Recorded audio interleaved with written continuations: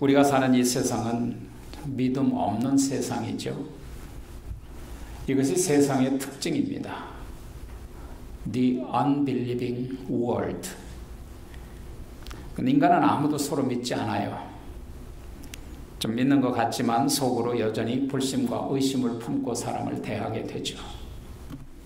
현실입니다. 정부와 국민들도 불신 가운데서 모든 일들이 진행되어 갈 뿐입니다. 야당과 여당은 불신을 기정사실로 받아들일 뿐 결코 서로를 신뢰하지 않습니다. 국가와 국가도 말할 필요가 없죠. 왜 세상은 서로 믿지 못할까? 모든 인간은 다 거짓되기 때문입니다. 모든 사회와 모든 국가는 진실하지 못합니다. 대부분 정치가들은 거짓을 진실로 포장을 해서 그렇게 잘 보이려고 하죠. 거짓이 이 세상을 지배하고 있기 때문입니다. 진실하게 살고자 하면 손해를 보든지, 진실하게 살고자 하는 사람은 바보가 되는 그런 세상입니다. 이 거짓된 세상에, 이 믿음 없는 세상에 하나님이 이 사람의 몸을 입고 오셨습니다. 이것은 보통 사건이 아니에요. 엄청난 소식이 아닐 수 없습니다. 거룩하신 하나님께서 거짓과 죄악으로 가득 찬 이 세상에 오신 거예요. 내려오신 거예요. 찾아오신 거예요. 거짓이 온통 거짓일 때 만일 하나가 진실이 있다면 그 진실은 굉장히 빛이 나게 되어 있습니다. 온통 어둠일 때 한 빛이 비친다면 그 빛은 엄청난 빛이 되는 거예요. 빛의 근원이신 예수님께서 이 어둠의 세상을 방문하신 거예요. 거룩하신 하나님께서 이 세상을 찾아오셨다는 것은 정말로 놀라울 일이 아닙니다. 놀라운 사실이 아닐 수 없어요. 이것은 인류 역사에 획을 긋는 그런 사건입니다. 대사건이에요. 어떻게 우주 만물의 창조자이신 하나님께서 인간이 되어서 이 세상에 찾아오실 수 있단 말입니까? 거룩하신 분이 추악하고 더러운 냄새가 나는 이 세상으로 어떻게 내려오셨단 말입니까?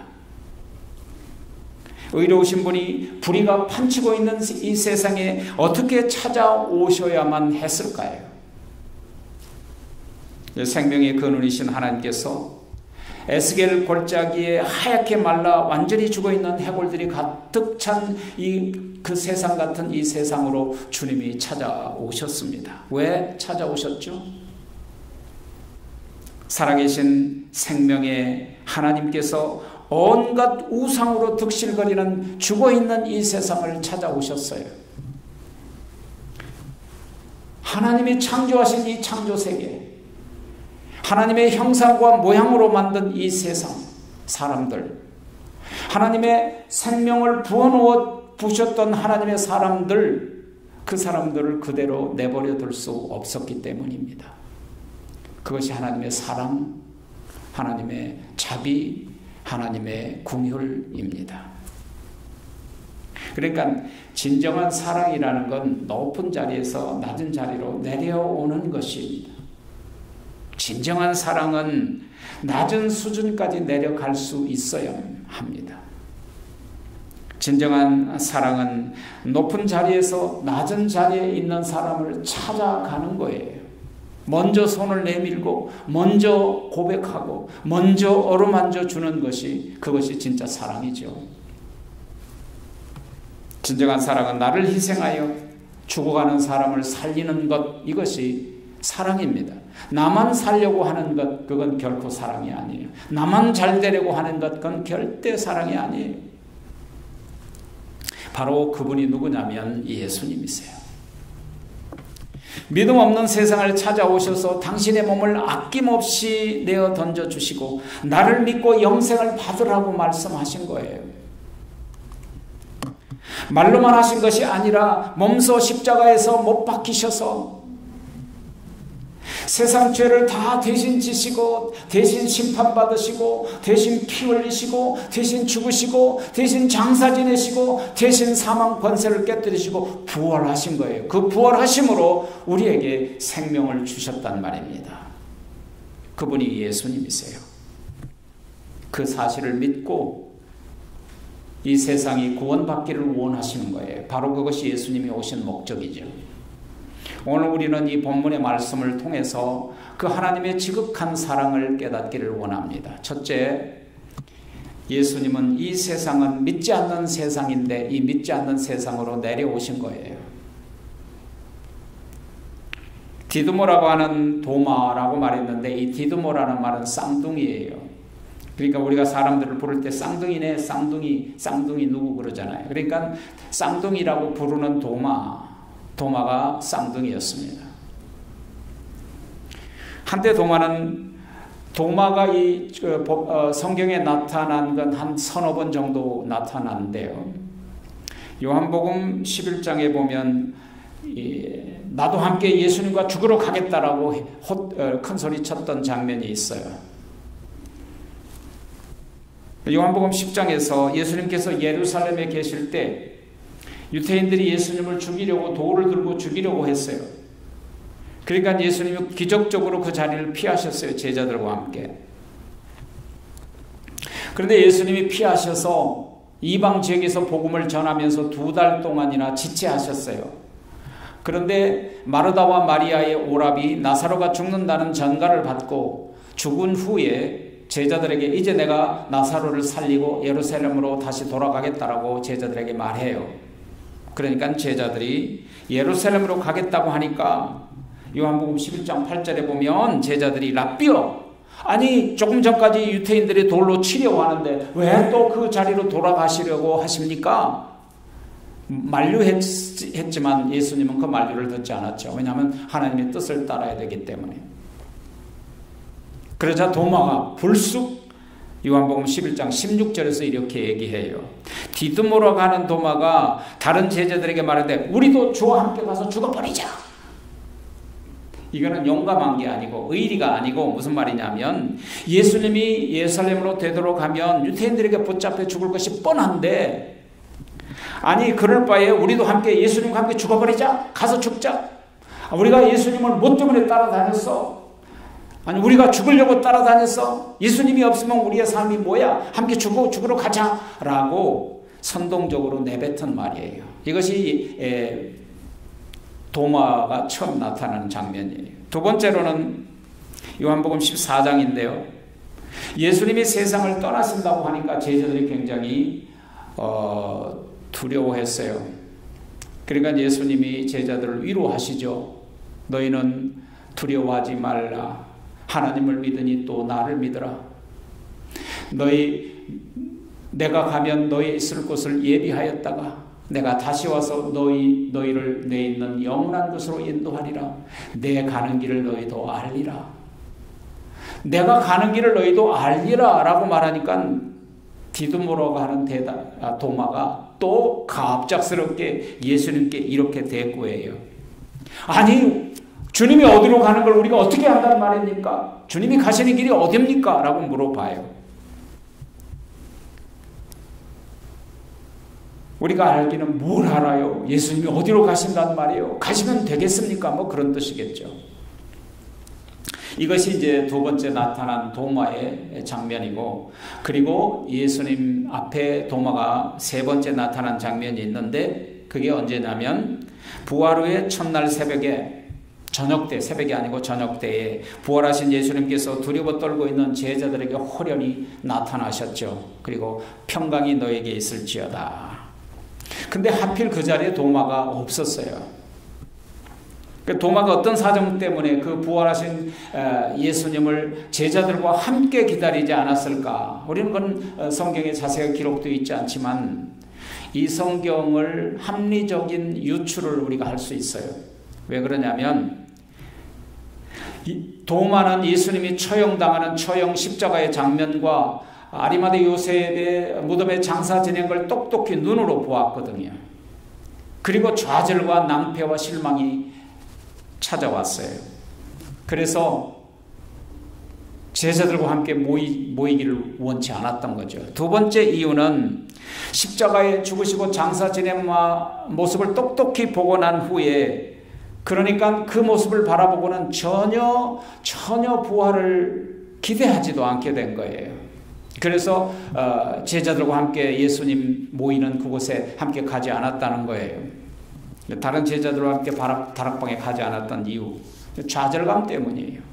아니, 실망감 때문에 이젠 더 이상 예수님과 우리는 끝난 사이야, 뭐 그런 좌절이겠죠. 그리고 이제 부활 후에, 저녁 때에 나타난 후에 부활하신 예수님이 나타나셨다고 그 깊은 소식을 도마에게 가서 일렀어요.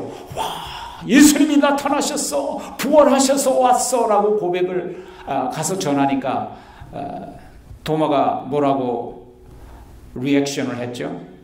뭐라고 대꾸했나요?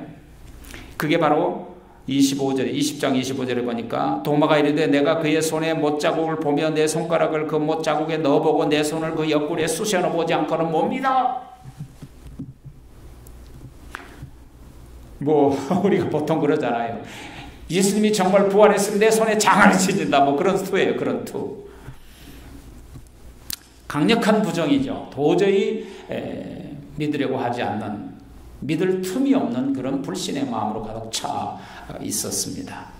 그리고 부활한 주님을 두 눈으로 내가 똑똑히 보고 내 손가락으로 예수님 못자국에 손가락 쑤셔넣어 보고 내 손으로 예수님의 옆구리에 쑤셔넣어 보지 않고는 내가 못 믿어, 이렇게 얘기를 한 거예요. 근데 왜 도마는 그렇게 예수님의 부활을 부정하고 의혹했을까? 그 부정적인 언어를 보면 대단히 사실적이고 현실적이라는 것을 우리가 알 수 있어요. 그 사람이 굉장히 현실적인 사람이라는 걸 알 수 있어요. 눈으로 보고 손으로 쑤셔러 보고 상처에 손가락으로 넣어봐야 믿을 수 있다는 거예요. 아마도 그것은 도마가 직업의 습관에서 오지 않았나 싶어요. 도마는 원래 그 전승에 의하면 도마는 석수장이었어요. 쇠망치를 들고 정을 들고 비석을 깎아서 글자를 만들었던 석수장이었다니까요. 여러분 그렇잖아요. 석수장이나 망치를 들고 정으로 깨끗하게 다듬는 돌판 위에 글자 한자 한자를 후 풀어가면서 손으로 만져보고 확인하고 그래야 마음이 놓이잖아요. 아마 그런 직업적인 습성 때문에 도마는 현실적인 그런 관념을 가지게 됐을 거예요. 이처럼 세상은 믿음 없는 세상이에요. 그러니까 여러분 이걸 아셔야 돼요. 도마는 믿음 없는 이 세상의 표본으로 오늘 나타난 거예요.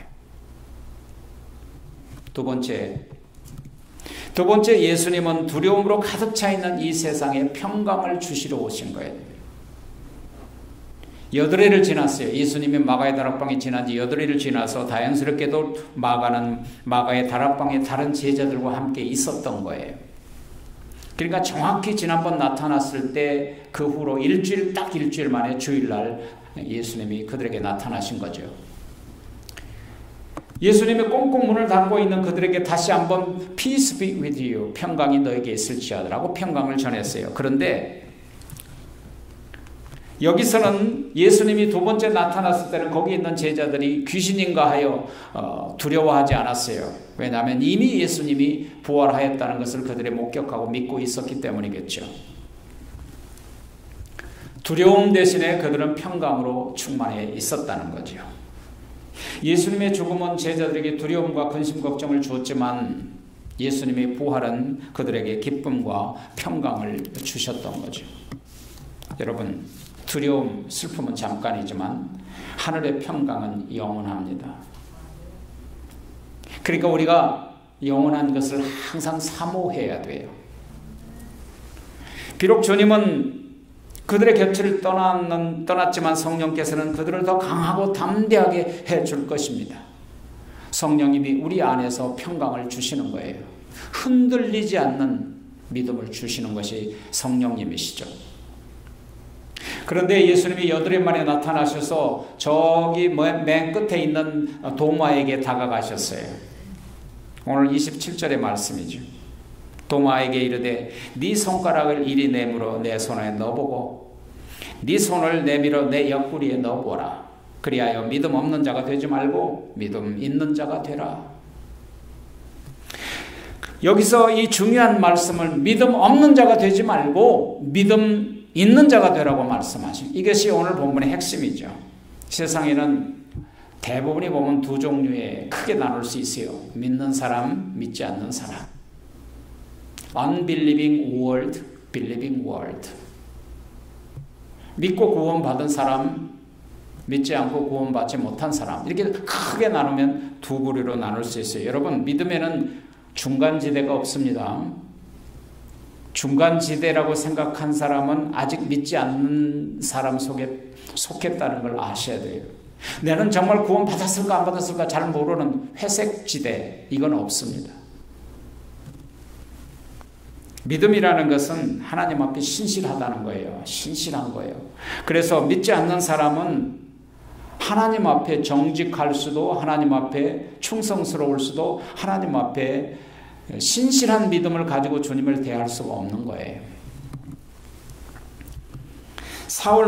죽은 지 사흘 만에 예수님이 나타나셔서 도마에게 강조한 건 뭐예요? 이제는 좀 신실하게 믿으라는 거죠. 신실하게 믿어라. 부활은 기독교의 핵심입니다. 부활이 없으면 아무것도 아니에요. 다른 종교와 똑같아요. 도마에게 하신 중요한 말씀 뭐냐면 믿는 자가 되라는 거예요. 믿는 자가 되어라. 도마에게 분명한 요구는 믿으라는 거예요. 믿어라. 이것은 그냥 요청이 아니고 명령이에요. 믿는 자가 되라. 반드시 믿는 자가 되라는 거예요. 반드시. 이건 여러분들에게 지금 하고 계신 말씀과 같은 거예요. 반드시 믿어야 됩니다. 그때 바로 그 말씀을 듣고 도마가 신앙 고백을 하게 되잖아요. 뭐라고 신앙 고백합니까? My Lord, my God. 나의 주님이십니다. 주님은 나의 하나님이십니다. 짧은 신앙 고백이지만 온전한 신앙 고백이죠. 너무나도 분명한 신앙 고백을 주님으로부터 바로 이 사람의 신앙 고백을 위하여 이 사람을 믿게 하시려고 주님이 한 사람인 도마를 염두에 두시고 찾아가셨다는 사실을 잊지 마세요. 하나님은 한 사람의 영혼을 귀하게 생각하세요. 무릎을 꿇었죠. 그 말 앞에 무릎 꿇지 않을 수가 없었죠. 자기가 했던 그 말을 다 기억하고 계시고 알고 계신 전지하신 주님, 전능하신 주님, 네 손가락을 내밀어 내 못자국에 넣어보고 네 손을 내밀어 내 옆구리에 쑤셔 넣어보라고 하셨던 자기가 내뱉었던 말과 조금도 다름없이 했던 그 말씀이, 그 말씀 앞에서 도마는 무릎을 꿇지 않을 수가 없었다는 거죠. 결정적인 신앙의 고백. 살아계신 주님을 다시 회복한 것이 아니고, 하나님, 살아계신 예수님은 정말 하나님이십니다. 정말 살아계신 하나님이시군요. 하나님이 인간이 되어 이 땅에 오셨군요. 라고 고백하게 될 수 있었다는 거예요. 세 번째로 예수님은 믿고 영생을 주시라고 찾아오신 거예요. 도마의 신앙 고백을 들으시고 예수님이 결정적으로 가장 핵심적인 말씀을 하셨잖아요.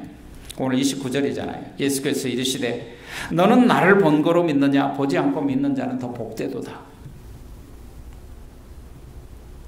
지금까지 도마의 믿음은 보고 믿는 믿음이었어요. 보고 믿는 믿음. 여러분, 보고 믿는 믿음은 오래가지 못해요. 왜냐하면 한 번 보면 또 다른 것을 보고 싶어 하는 것이 인간의 심리이기 때문에 그래요. 뭘 보고 믿으려고 해요. 꿈을 보고 믿으려고 하고 어떤 환상을 보고 믿으려고 하고 한 번만 보여주세요. 그러면 제가 믿을게요 라고 말하는 사람이 너무 많아요. 이게 어리석은 거예요. 정말 주님이 원하는 건 보지 않고 믿는 믿음이에요.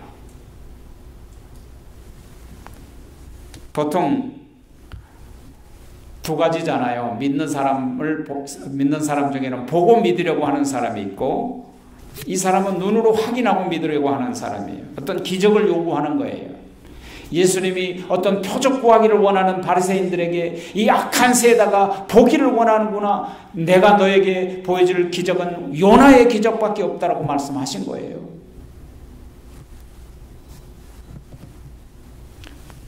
여러분, 보고 믿으려고 하는 사람은요, 자기가 스스로 자의적인 믿음을 가진 사람이에요.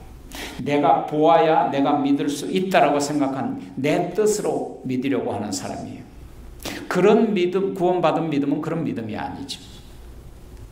진정한 믿음은 보고 믿는 것이 아니라 믿으면 보이는 거예요. 믿으면 보이는 겁니다.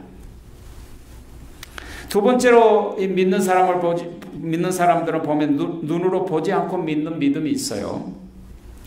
도마는 보고 믿으려고 했어요. 그런데 제자들은 주님을 목격한 결과로 예수님을 믿게 됐지만, 그러나 정말 주님께서 원하시는 믿음은 보지 않고 믿는 믿음이에요. 그 사람이 더 복되다는 거예요.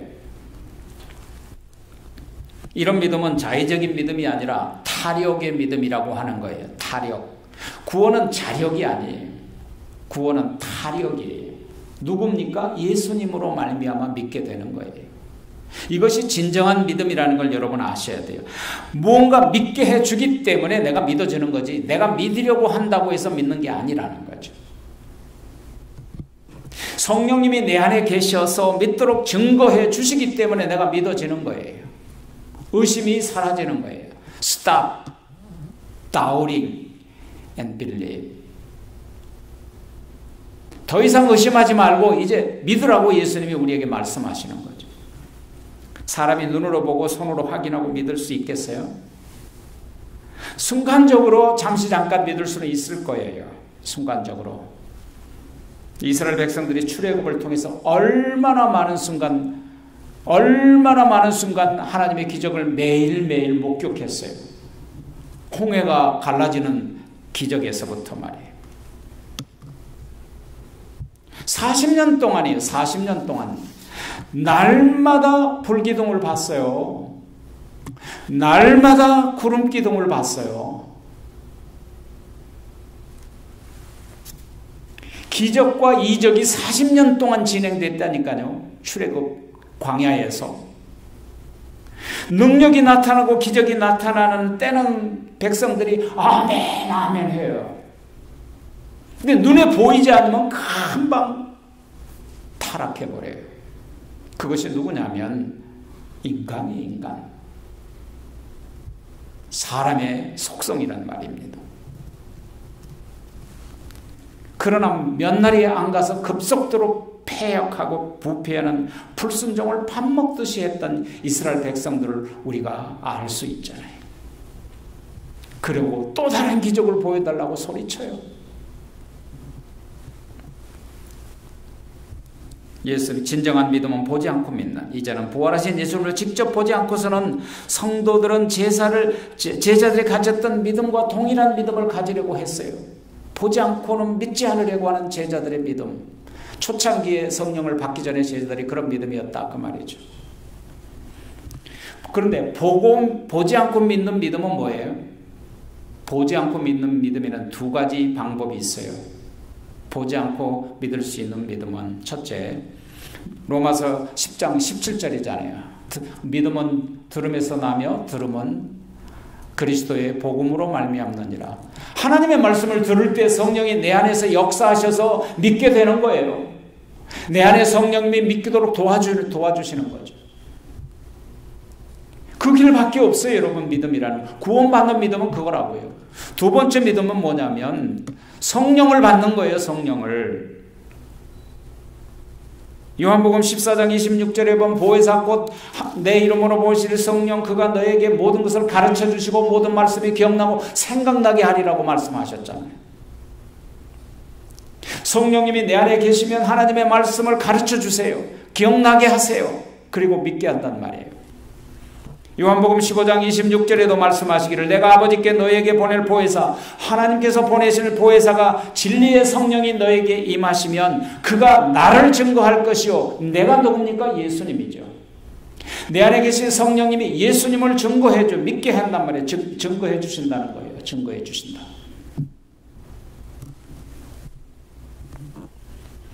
이제 요한복음 20장의 마지막 부분에서 아주 중요한 증거를 예수님이 말씀하세요. 예수님께서 행하신 능력과 기사와 표적의 목적, 그게 뭐냐? 하나님의 말씀을 기록한 목적, 성경을 기록한 목적, 그것은 성경에 기록한 목적이 31절에 있어요. 뭐라고 말씀하십니까? 오직 이것을 너에게 기록함은 너희로 예수께서 하나님의 아들 그리스도임을 믿게 하려 하며 또 너희로 믿고 그 이름을 힘입어 생명을 얻게 하려 합니다. 믿음과 생명의 관계예요. 믿어야 생명이 있고 믿어야 영생을 받는 거예요. 성경의 첫째 목적이 뭐예요? 예수 그리스도를 구주로 믿게 하려는 거예요. 그것이 첫 번째 목적이죠. 두 번째 목적은 뭡니까? 믿으니까 영생을 얻게 하려는 거예요. 이것이 성경을 하나님의 말씀의 목적이에요. 예수님이 하나님이 아들인 것을 믿는다는 것은 곧 구원을 받는 거예요. 구원을 받는다는 것은 곧 생명을 얻고 영생을 받는다는 것이죠. 그러므로 그 구원은 그래서 하나님의 자녀가 되고 하나님의 하늘나라를 이어받는 기업이 되고 하나님의 백성으로서의 살아갈 수 있도록 하는 거죠. 여러분, 왜 예수님께서 마가의 다락방에 나타나셨을까? 왜 제자에게 찾아가셔서 부활하신 예수님을 보았다고 증거했으나 여전히 도마는 완전히 완강하게 거부하고 믿지 않았을까? 아무리 말해도요, 사람이 사람을 회개시킬 수 없어요. 아무리 좋은 말로 미사억으로 아무리 좋은 말로 일러도 사람을 회개시킬 수 있는 능력은 이 세상에 없어요. 그런데요, 하나님이 믿음을 주셔야 믿게 돼요. 하나님이 회개시켜야 내가 회개하게 돼요. 하나님께서 신앙 고백을 하게 해주셔야 신앙 고백을 하게 돼요. 하나님께서 복음을 증거하는 능력을 주셔야 내가 다른 사람에게 전도할 수 있게 돼요. 이런 사실 때문에 예수님께서 도마를 찾아가신 거예요. 그 사람 하나 구원하려고, 그 사람 하나 영생 얻게 하려고, 그리고 그 사람을 통해서 수많은 사람을 주님 앞으로 돌아오게 하시려고, 믿음 없는 사람을 믿게 하시려는 그 한 사람의 중요성을 예수님께서 아셨다라는 사실이죠. 한 사람의 영혼을 위하여 마가의 다락방을 찾아가신 예수님. 믿음 없는 도마를 나무라지 아니하시고 도마의 수준으로 낮아지신 예수님. 돌팔매 죽어가는 마리아를 막달라 죄인의 여인을 요한복음 8장에서 찾아가셔서 너는 다시는 죄를 짓지 말고 이제 살라고 했던 한 여인을 찾아가서 구원해 주셨던 예수님. 야곱의 우물가에 가서 수가성의 여인에게 생명의 물이라고 자기를 소개해 주셔서 그 여인을 믿음에 인도하여 주셨던 예수님. 한 사람을 찾아가셔서 불쌍한 사람을 찾아가셔서 또 죽어가는 사람을 찾아가셔서 병든 사람까지 찾아가시고 낮아지셔서 그 생명을 구원하셨던 그 예수님. 바로 우리를 찾아오신 것도 똑같은 이유예요. 여러분 중에 나는 구원받을 만한 자격이 있는 사람이 있다고 생각하나요? 그런 사람은 아무도 없어요. 그런 사람은 구원받을 길이 없어요. 나는 죄인입니다. 나는 죽어 마땅합니다.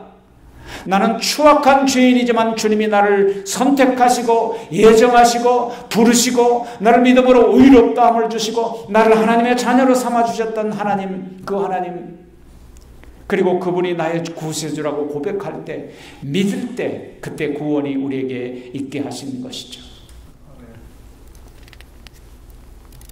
사랑하신 여러분, 바로 그것을 위해서 예수님이 찾아오셨다는 사실 오늘 잊지 마시고 주님을 내 안에 모시고 살아가는 저와 여러분이 되기를 우리 구주 예수 그리스도 이름으로 축복합니다. 아멘.